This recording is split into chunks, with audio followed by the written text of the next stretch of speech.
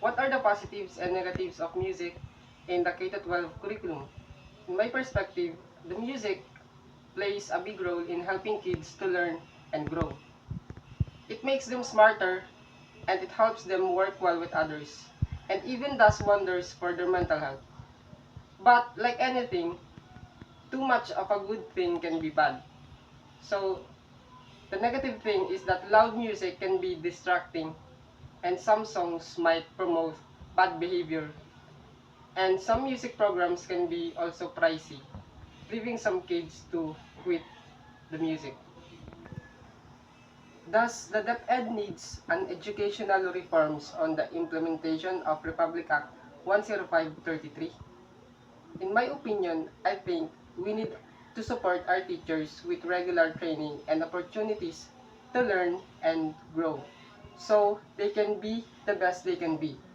In my opinion, the educational reform should be improvised or should be improved.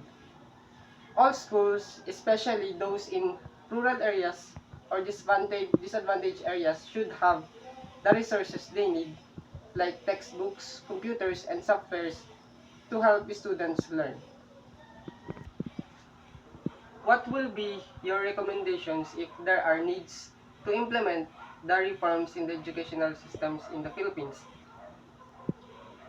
My answer is that to help Filipino students succeed, we need to focus on building their skills and character as well as to help them improve their digital literacy.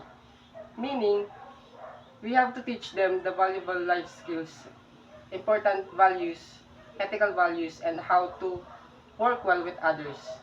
By doing this, I conclude that we can prepare them for a bright future in a world that is increasingly digital.